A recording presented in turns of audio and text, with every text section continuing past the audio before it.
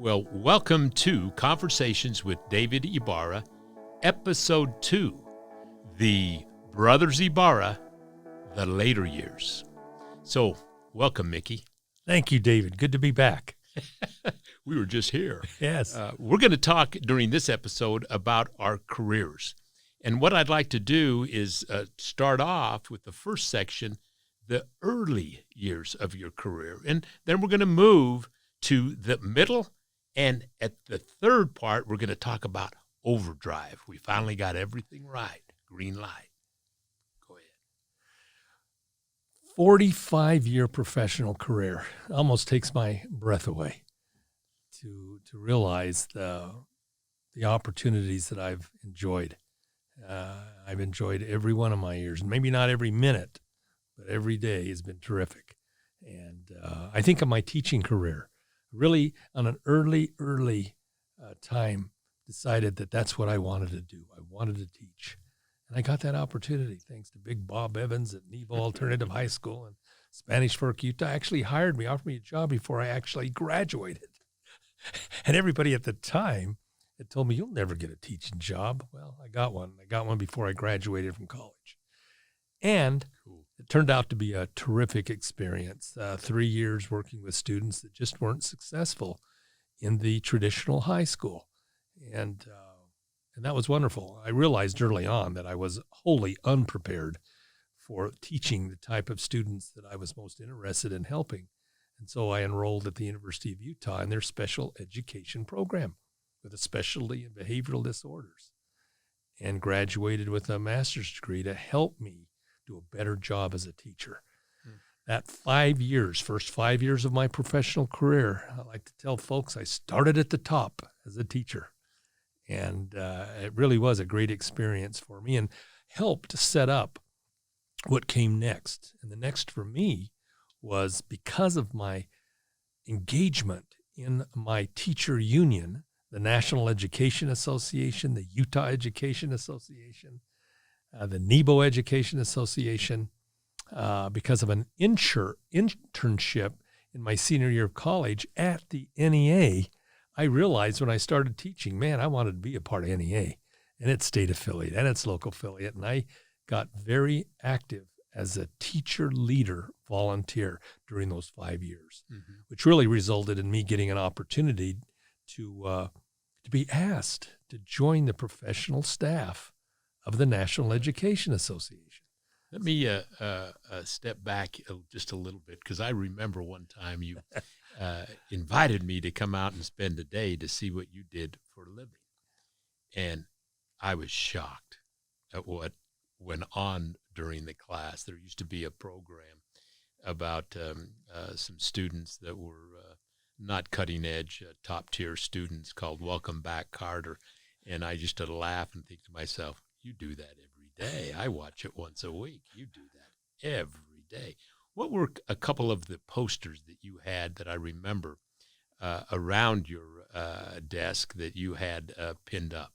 Well, one of the things I realized in teaching was it was important and a great advantage to have a sense of humor, Keep it light, keep it smiling, and help students be lifted up.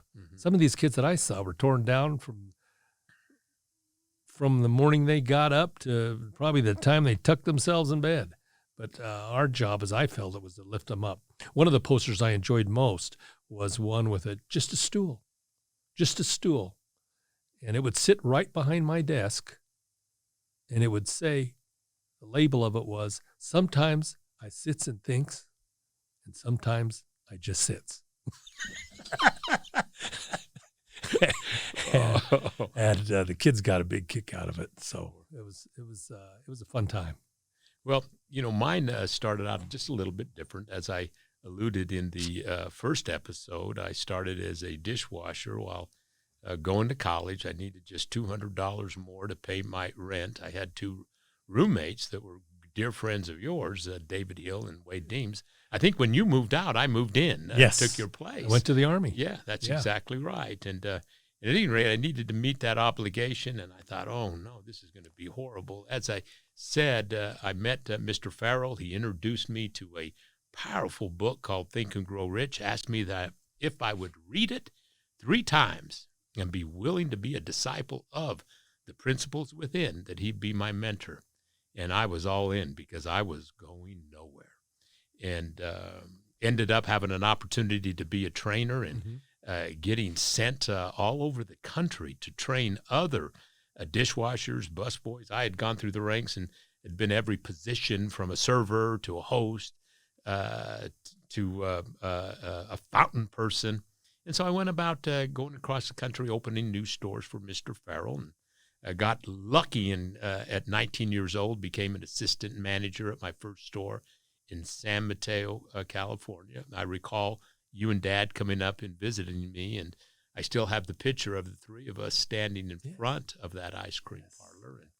And on to be a store manager and the director of training for the Western United States, and the youngest district manager for Marriott, which was Farrell's was a division of, and being assigned stores in Southern California, Utah, of all places, back to Salt Lake I go, and New Mexico, and a few other stores. And it was a wonderful experience and really taught me to have confidence in myself.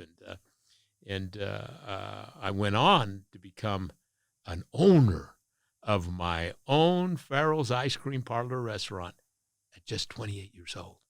And I thought to myself, from a kid who was a dishwasher just 10 years ago, I really own this place? What an accomplishment. Great story. I'd like to move and talk about the mid-years, and I think that yours starts out with your NEA experience, and as I recall, a transfer to Albuquerque, New Mexico. Yes, that's right, David. My first assignment with the National Education Association was with their state affiliate, NEA New Mexico, and particularly in Albuquerque. So I left Utah, went to Albuquerque, and spent 3 years in a position known as a UNISERV director, serving teachers. At that time, there was a great battle being waged nationally between the 2 teacher unions, the National Education Association and the American Federation of Teachers. Albuquerque was involved in a big battle for the allegiance of the teachers of Albuquerque between NEA and AFT, and I was a part of that battle. My gosh, in Utah, I don't believe in the 5 years I taught I ever met anybody that was a member of the AFT, but I learned a lot about all of that in Albuquerque. Was there for 3 years and caught the attention of the national staff who I had become acquainted with as a teacher leader in Utah through the Political Action Committee of the NEA and the Legislative Committee and so on. And a position opened up that I was encouraged to apply for, and I did, and lo and behold, I was hired as a political education specialist for the NEA.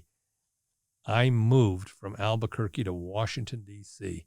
in 1984. I'll tell you, David, I thought my ship had come in, that life would never be as good again. To be able to go to Washington, D.C., our nation's capital, to be able to get paid a wage that far exceeded what I ever thought possible as a teacher, and to do what I love to do. And that was campaigns and elections and politics. Wow. That was a great just experience. A little bit more, and then we'll end that part and save the rest for your overdrive years, green light. But tell me a little bit about your experience, because I remember you sharing it with me, that you had the opportunity to be the interviewer of presidential candidates. Yes, the experience at the National Education Association, again, 3 in Albuquerque and then 13 at the headquarters of NEA in Washington, D.C., really serving in several positions, including the manager of campaigns and elections, which included coordinating our activities on behalf of federal candidates for office. Of course, the United States Senate, the United States House of Representatives, but also President of the United States. In 1992, the NEA was an early endorsement for Bill Clinton, Governor Bill Clinton of Arkansas, for president, when, as he once told me, there was only 2 people who thought he'd ever be president, himself and his mother.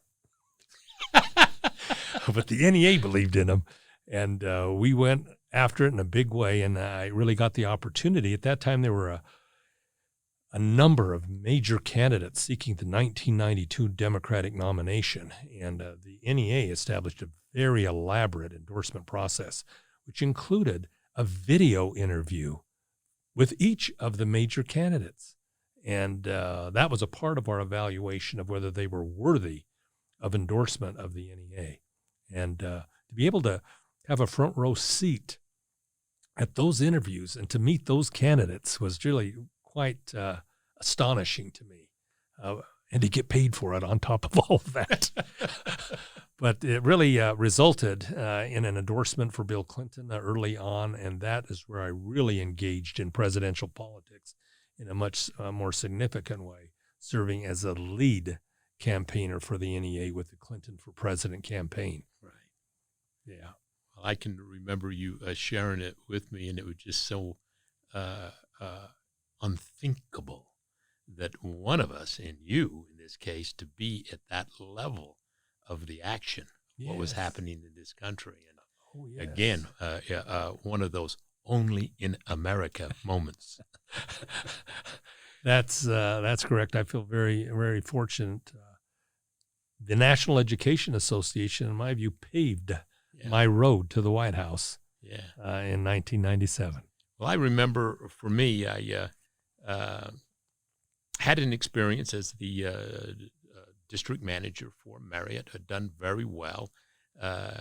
Our stores had always progressed to be top performers. And, I can remember being referred to in Marriott as that Mexican kid.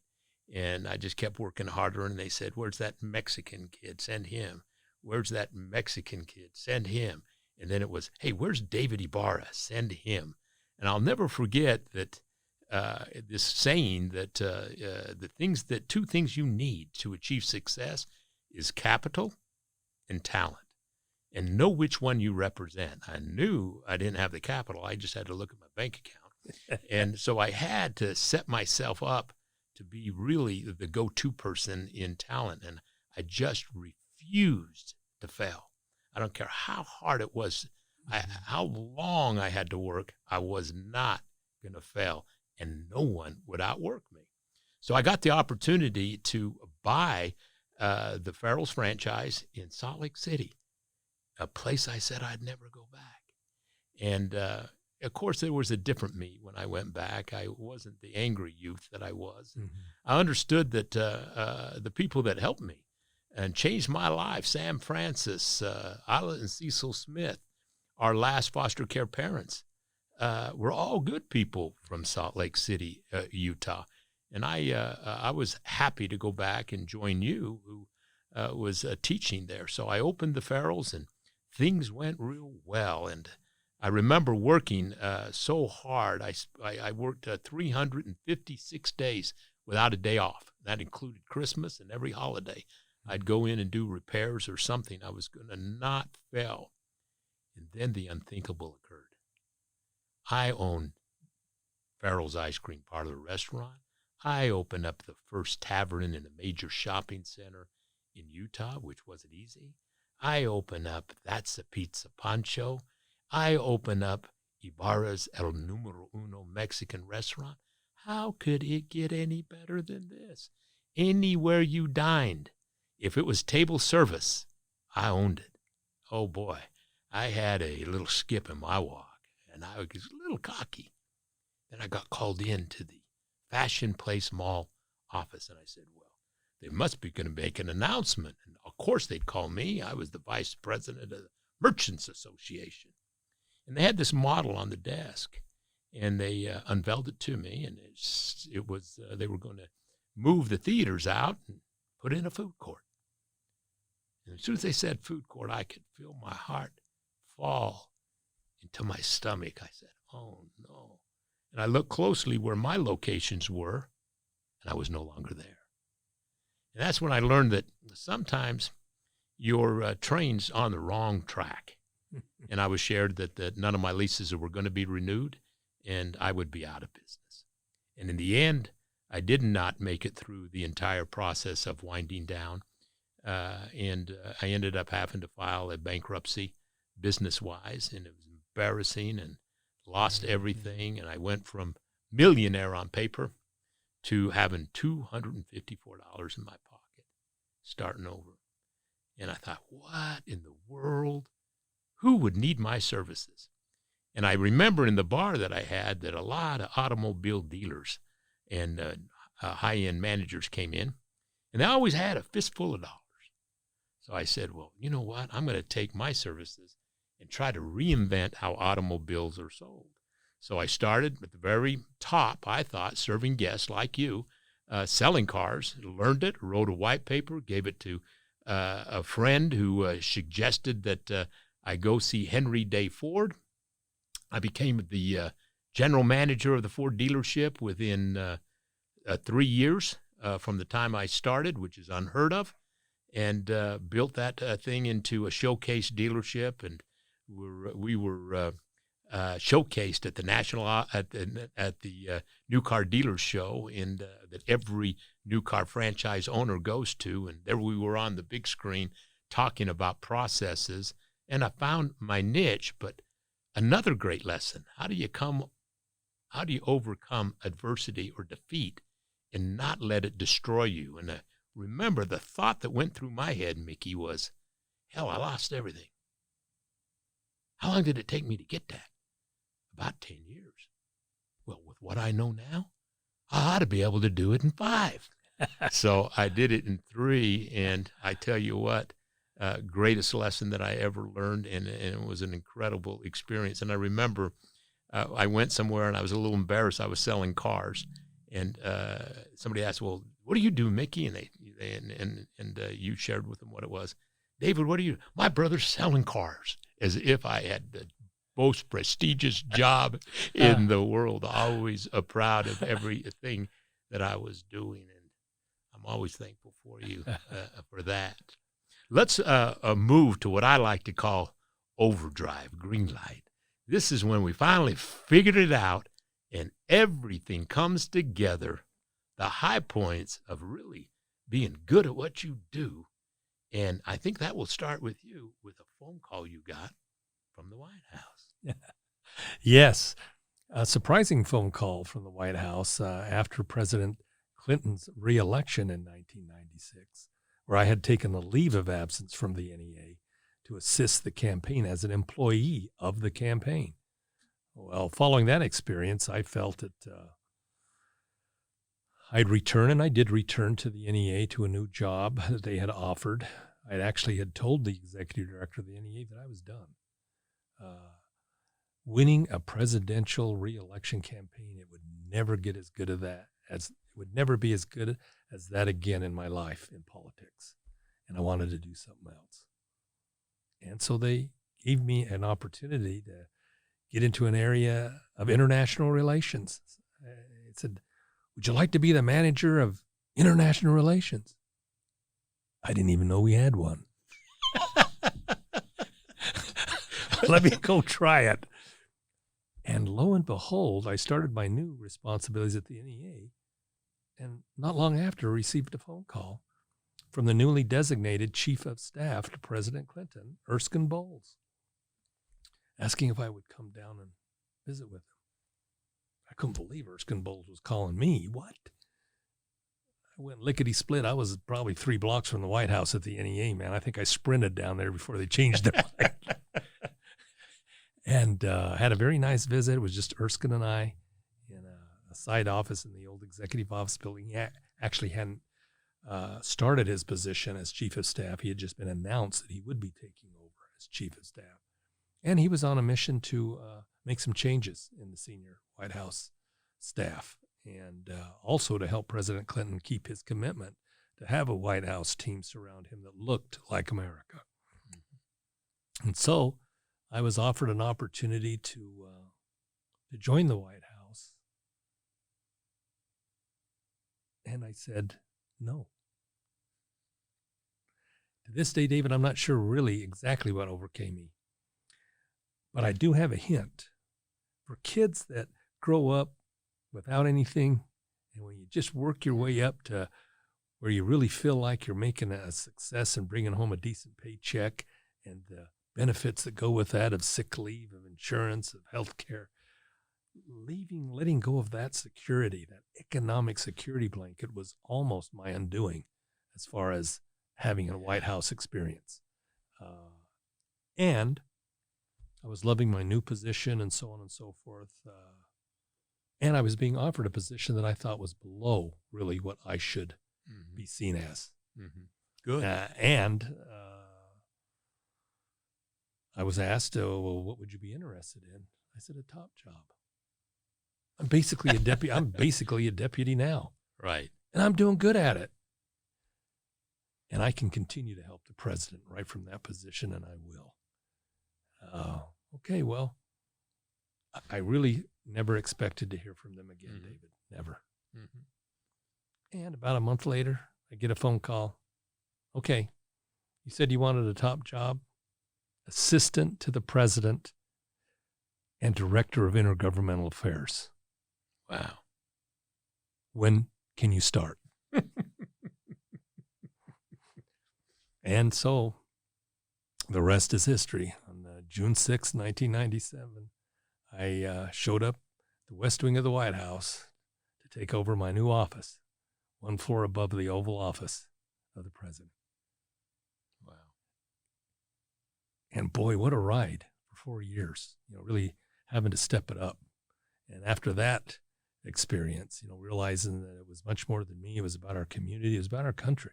And I was working for a president that I believed in and I believed in the agenda. It was just a great opportunity. As I say, I enjoyed every day at the White House, not every minute, but every day. It was really a great privilege. One, I'll always be grateful to Erskine Bowles and to President Clinton, who made all that possible. It was really that experience at the White House that really set up the next chapter, of course, which was my business. Tell me a little bit about that, and we'll end our careers, your side of it, with sharing what you did. What did you do after the White House? Yes, and of course, David, that's where you played a big role in all of that. I was fortunate enough to be offered a position, of course, to return to the National Education Association. They were under no obligation to offer me a position back, but they did. But yet, in discussing with you again and again and again, and once again being in a position to having to overcome my fear of failure, that was another reason why I almost lost the opportunity at the White House. It wasn't only economic security, it was my fear of failure. Oh my God, I can't do that job. Are you kidding me? Assistant to the president. But sucking it up and saying, why not? And you helped convince me that, my gosh, now is the time. Everybody knows you. In Washington and the experience you've had, my gosh, you can monetize that. You can help others achieve their objectives in Washington and make a buck or two doing it. So go get it done. You've proved. I remember a conversation I had with you. You basically have proven that you're capable of some success, pretty good success in the nonprofit arena. A teacher, a union organizer, a White House staff member. You haven't done a thing in the private sector. Not a thing. Go get it done. Now's the time.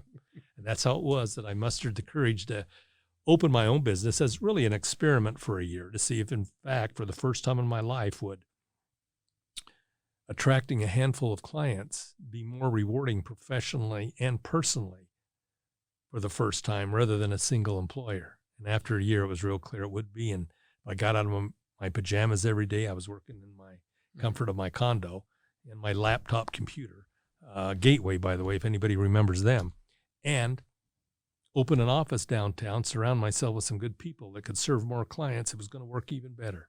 And so that's what we did 20 years ago. That is great. Congratulations. For me, I went on to run Henry Day, as I had talked about earlier, for 10 years. Got all the experience, and then one day Mr. Day walked in and said, I want to sell the store. Would you negotiate the sale? I trust you, David.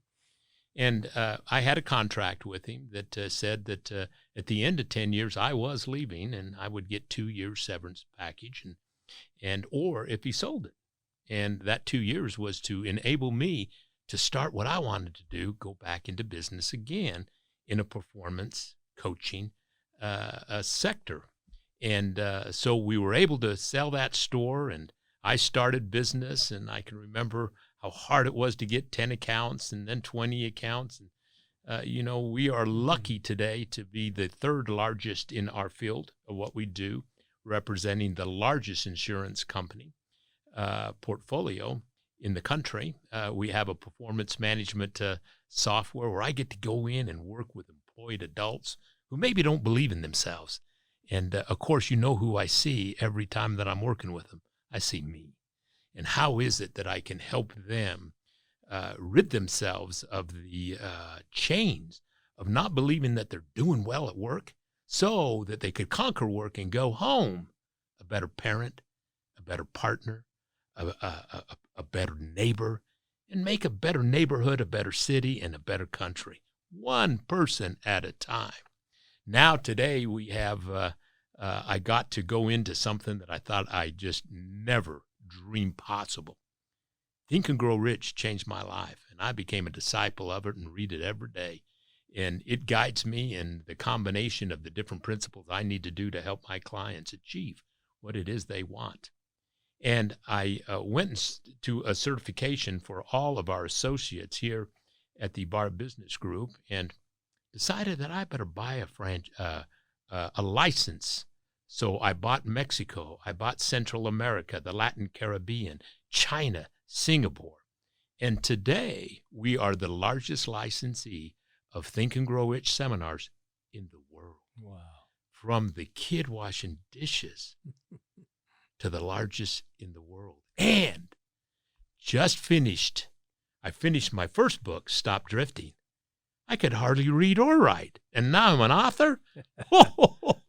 And I'm in the middle of finishing my second book, Beyond Think and Grow Rich, and have a third book in mind. And we're just finishing a new film called Beyond Think and Grow Rich, The Power of Thought. And we're going to share how life changed for me with as many people that will listen. And so I look at it like the second part of my life. I haven't worked a day. I have done well. We own a lot of businesses. Man, it just doesn't get better than this, Mick. Yeah. It just doesn't get better. Let's shift. I want to add something that I'd like to ask you. If you could sum up, what is your life purpose in a phrase, in a few sentences, what would you say? I am committed, David, to sharing what I've learned in a 45-year professional career with others that may benefit. I started as a teacher, and I want to end as a teacher as well. Very cool. For me, I want to work with employed adults. Mm-hmm. They get up on Mondays and are suffocating in unhappiness because they don't like what they do for a living, perhaps committing spiritual suicide, and help them conquer work so they can be a better parent, partner, and neighbor, and enjoy the other roles in life: family, faith, community, health, not just wealth. Now, in closing, I want to talk just a little bit about our families. It's something that I know is very important to you, as it is to me. Talk to me about your family. Well, I am the proud father of a terrific, terrific daughter, Lena Marie, always known as Lena now. I think I may be the last person that calls her Lena Marie. But always such a cute little thing. I was always told, watch out when she gets to be in high school. She's going to turn into a monster. She never did. And now is happily married to a Purdue graduate, a construction engineer. Lena and Joel have 2 children. Gabriel, who's a freshman at Boulder Creek High School. Lily Jane, my granddaughter, 13 years old, 8th grade. Just cutest little kids, just like their mother was. and it's really a joy. I've made a commitment to spend a visit at least once a quarter. I think I've been good for that for a decade, and enjoy it. Never get tired of it. It's fun to do. I've also used time to stay in touch. One of the things that I'm very grateful for and proud of is the relationship that you and I have been able to continue to enjoy, a close one. Mm-hmm. I don't know that there's two brothers that are closer. Mm-hmm. So, and again, that's an important part of family. While we both share half brothers and sisters from various Mm-hmm. parent combinations, I think it really is the relationship that you and I enjoy, in part because of the common experience that we both had together. Yeah. Early life, middle life, late in life. So Mm-hmm. it's been family is important. And I've also been so blessed to have so many friends Mm-hmm. that I care about. I enjoy relationships. I, like you, I'm in the people business. Yeah. I love people, and most of them love me back. Yeah. But even if they don't, I never want to be like them. Let me ask you something, Mickey. The one thing I think that we've never gotten right was marriage. Yes. How long have you been single? Oh gosh, I've been single for 14 years now. And me, about the same. Yeah. Do you think you'll ever take another stab at that? Well, I learned long ago in Washington to remove no from your vocabulary and never from your vocabulary. So the answer is, I think that's to be determined. Although I do remember being single is a very conscious choice. Yes. It's not accidental. Yeah. I'm good at several things, David. Maybe even better than most at a couple of things. Marriage was never one of them. So I kind of reached the conclusion that concentrate on those things that you're good at. Well, let me just share a little bit about my feelings. I was lucky in that I have one natural son, Nicholas, David Ibarra, and it was different in that I wish I would have been able to be there every day, and that he was raised by his mother and sometimes with me. But I'll tell you is that I can have so many memories of the strong points, the hurts that he had, and I got married again and was blessed of that marriage while it didn't last.